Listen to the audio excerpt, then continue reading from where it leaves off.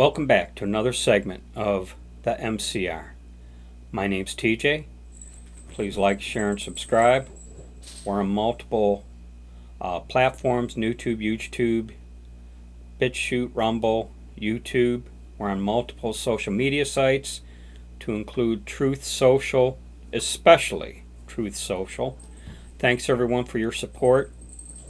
And I would just warn you, our two little kitty cats are going crazy, so you could very well occasionally hear their little collar bells jingling in the background. If I shut the door, they'll attack the door, so either way, you're going to hear them. In this segment, I'm going to reference how the swamp has crossed the Rubicon. Some may not be familiar with what that phrase means, so I'll explain. January 10th, 49 BC, as in before Christ, General Julius Caesar entered Roman territory by crossing the Rubicon with his army. The Rubicon was a shallow river, kind of served as a boundary between Rome and the northern provinces, and the Roman Senate had deemed it illegal for any general or provincial governor to bring his army south across the Rubicon into Rome. By Julius Caesar doing this, he began what historians refer to as the Roman Civil War.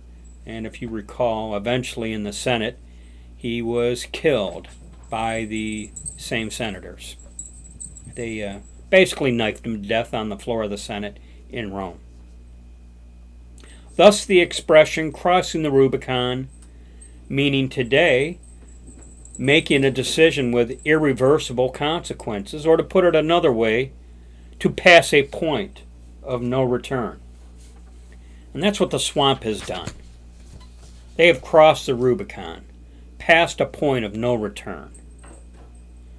This raid on MarALago down in Florida, for starters, it's just the latest, perhaps the best example of what we've often referred to as a two-tier justice system. They raid MarALago because they need to retrieve sensitive documents that have been there for about a year and a half, ever since he left office. They knew they were there, and well, now they need to retrieve them.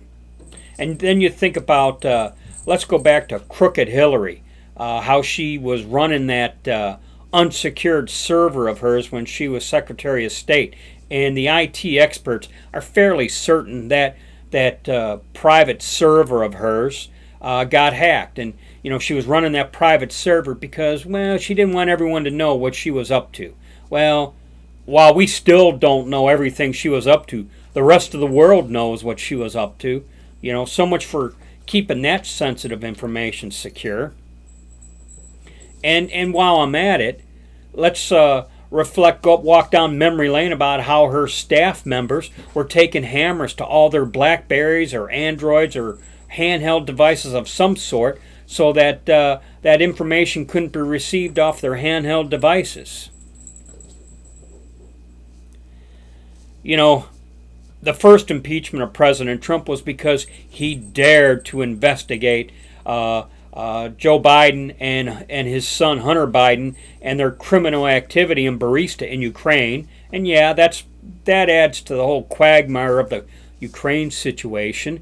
But by looking into that criminal activity in Ukraine, well, he shouldn't have been looking into. He shouldn't have been using government agencies against his political appointment. Yet that's exactly what happened with MarALago. At the risk of wishful thinking, I believe the establishment may have miscalculated. And when I say the establishment, let's just say the DOJ, the FBI, the Never Trumpers. Oh, and we can't forget the Democrat Party. All that swamp, the muck there in D.C. They, you know, and out to get Trump, they're really out to get us. And I've said that before. I'm hoping that it's taken any fence sitters, the people who, well, Trump is just too controversial. We need Ron DeSantis to run instead. And I like Ron DeSantis. I could compromise with Ron DeSantis. But you know what? We need a reckoning. We need a reckoning this fall, and in 2024 we need a reckoning. And the only thing that's going to satisfy me really is President Trump back in the White House. And I'm hoping that this has taken the fence sitters and knocked them off onto our side. What better example of the left out to get us? I have some theories. You all know I like to theorize. First, we'll go with a no-brainer here. This is a fishing expedition.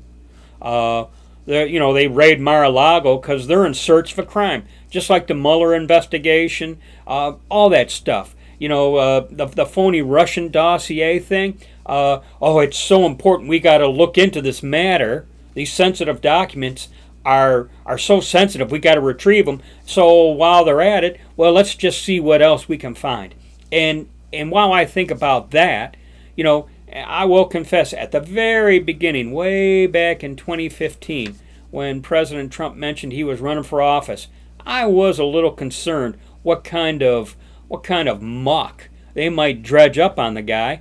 And to my amazement, for as heavily as he's been investigated, I've come to the conclusion what we have with President Trump is a guy who knows exactly the limits of the law and how far you can go, even bending the law without breaking it. That's what you want an example of that. I would say that's President Trump right there. For all their efforts, they just can't find him technically breaking the law. Boo-hoo. The swamp, DOJ, FBI, and crew, they're definitely out to get him before he gets them. Their fear is that in 2024 he'll be back in the White House and he will clean house with a vengeance. We need a reckoning. That's what we need, a reckoning. I intend to do a follow-up regarding an article written by Michael Anton titled "They Can't Let Him Back In." So in a following segment, I'm going to talk about that article. They hate him as much as they fear him. And when I say him, President Trump, that's us included, okay? One of my theories is, I'm going to explain why I suspect this, but one of my theories is the FBI and DOJ, while they informed President Biden of their intentions, I do believe they played it down. And what I mean by that is they probably went to President Biden and said, President Trump has these sensitive documents that he's not going to give back to us. We need to go down there and retrieve them from him. And bumbling Biden is such that he probably said, oh, okay, yeah, let's go get those documents and get them secure. I'm compelled to reflect on a statement that Barack Hussein Obama, President Barack Hussein Obama, said once. He said, don't underestimate Joe's ability to fornicate things up. Except he didn't use the word fornicate. He used the other F word. And for that reason alone, I think the swamp, the DOJ, the FBI says, you know what, we can't have Joe Biden fornicating this up for us, so let's just kind of play it down and this and that, and just so that we can say we told the president without really in detail briefing him. Some months ago, I've speculated that the deep state was on cruise control no matter who was president. You got Biden not knowing what the heck is going on because the deep state is on cruise control doing as they see fit. And they sure did as they saw fit when President Trump was in office, too. President Trump declassified documents, and they took their sweet derriere time declassifying these documents. By the way, there is the suspicion that these sensitive documents that they retrieved had been technically declassified by Trump. But they're just, the swamp, the FBI, the DOJ, whoever else. They're just going to secure these documents. Right now is a time that we need to keep a cool head. We can't afford for someone on our side serving up to the swamp a "see I told you so" moment, meaning don't do anything stupid, because if we do, it'll be "see I told you, these people are out of control, blah blah blah." Never mind that Antifa and BLM was burning down the cities a couple of years ago. Oh no, heaven forbid we do something like that. So in the next segment, I'm going to touch on that article written by Michael Anton. They can't let him back in. This article was written about a month before the raid. And when you read what's in his article, it's very prophetic as to why the DOJ and FBI raided MarALago. I mean, the guy writes the article, and this raid only proves what was written by Michael Anton. So I'm going to touch on that article. I listen to Dan Bongino a lot, and on his, I think he said on his radio program, and I know he said it in his podcast, I think on Friday, Dan Bongino in depth, especially in the podcast, in depth went through this article and went through the Democrat playbook of why they're doing what they're doing, and why.